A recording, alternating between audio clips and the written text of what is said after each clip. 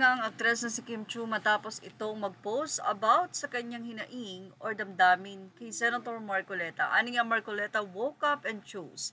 He is always angry, always picking a fight. This is the same way he went out all pushing for ABS-CBN's shutdown. It's frustrating and heartbreaking to see the same darkness play out again.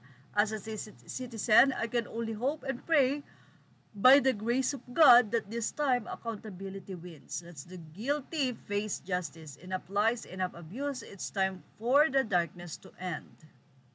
Burado na ang nasabing post na ito ni Kim Chiu and may mga nag-comment sa Fashion Police at ayon sa kanila, iyakin ang talaga si Marcoleta no Kim. Ingat ka, baka mamaya invite ka niyan sa Senado tapos maiiyak yan kung bakit mo sinabi yan, hindi niya matanggap yan, lol. Ang isa ay sinabing law-wise Marcoleta was right on every point he raised sa Senate floor. Don't let emotions overrule your better judgment. Move on din yan or move on dyan sa pag-close ng ABS-CBN. May nagsasabi na bakit daw dinilit? Okay naman daw ang post. Bakit dinilit? Tama naman ang restitution muna bago consider ng witness. Ang lagay nakakulimbat ka na, nakalaya ka pa, kawawa naman ang taong bayan sa kanyan. You can't have your cake and eat it too. Agree, tama naman si Senator Marcoleta. Feeling ko pinatanggal ng management, baka i-bash ng mga DDS, may upcoming show pa naman siya.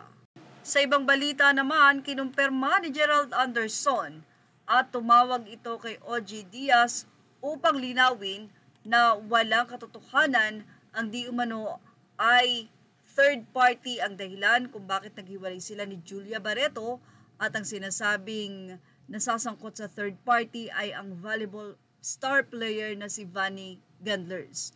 Nilinaw ni Gerald Anderson na walang katotohanan ito ni hindi niya kilala ng personal si Vanny, hindi siya nakikipag-text, wala silang communication ng nasabi nga pong star volleyball player. At inamin din ni Gerald Anderson na although siya talaga ang reason kung bakit sila naghiwalay ni Julia, pero hindi daw si Vanny ang nasabi nga pong itinuturo na third party. Ayon pa kay Gerald Anderson, durog na daw ito sa mga basher o pangbaba sa kanya ng mga netizen. Say naman ng netizen, the boy who cried wolf, tapos after a few months, biglang they are dating. Then bigla sila na. Not that I care about his love life, but did he really think that people would believe him given his story? Say naman ng ilang netizen, kailan daw ba umami ng kasalanan si Gerald Anderson? Paano hindi makikilala? Nagtitraining daw ito sa kanilang gym. Pagtatanggol naman ng iba, si Gerald Anderson na ang umami na hindi niya personal na kilala ito. Yes, ginagamit ang gym pero grupo ito at wala siyang personal na pagkakausap doon kay Vanny Gandler. Well, ano masasabi niyo about dito? Ilagay na ang inyong opinion sa ating comment section. Images are all credit to the rightful owners. Thank you for watching Showbiz Now.